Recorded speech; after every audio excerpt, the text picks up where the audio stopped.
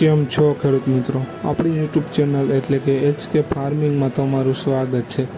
આજે આપણે જાણીશું આવનારા સમયમાં મગફળીની બજાર ભાવમાં શું વધશે કે ઘટશે તેની વિસ્તૃત માહિતી મેળવીશું।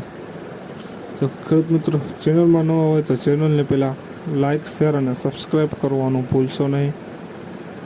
તો જોઈએ આપણે આવનારા સમયમાં મગફળીના બજાર ભાવ કેવા રહેશે અને સરકારશ્રી દ્વારા શું પરિપત્ર આવ્યો છે।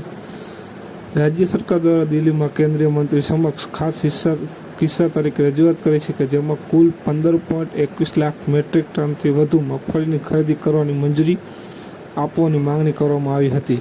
વધુ વાવેતર અને સારા પાકને કારણે ઉત્પાદનમાં પણ સારો વધારો થયો છે, જેના કારણે ખેડૂત પાસે વધુ મગફળી વેચવા માટે ઉપલબ્ધ પણ છે।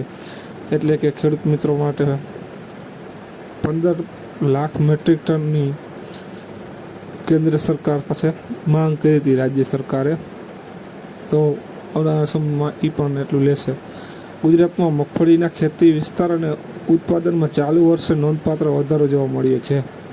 આ તરફ દવે રાજ્ય સરકાર ખેડૂતના હિતમાં મહત્વપૂર્ણ પગલું ભરતા ટેકાના ભાવે મગફળીની ખરીદીમાં વધારો કરવા કેન્દ્ર સરકાર સમક્ષ નોંધપાત્ર રજૂઆત કરી છે। રાજ્ય સરકારે કેન્દ્ર સરકારને પણ રજૂઆત પણ કરી છે, કેમ કે ઉત્પાદન વધુ આવ્યું છે તેના હિસાબે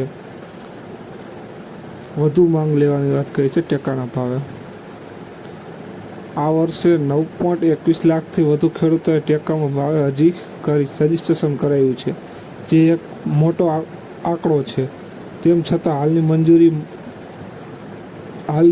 મંજૂર ખરીદી મર્યાદા થકી તમામ ખેડૂતોને ટેકાનો આપવો ભાવ મુશ્કેલ બની શકે છે, જેથી રાજ્ય સરકાર ખાસ રીતે મર્યાદામાં વધારો કરવાની માંગણી કરી રહી છે। એટલે આવનારા સમયમાં સરકારશ્રી દ્વારા કેન્દ્ર સરકારને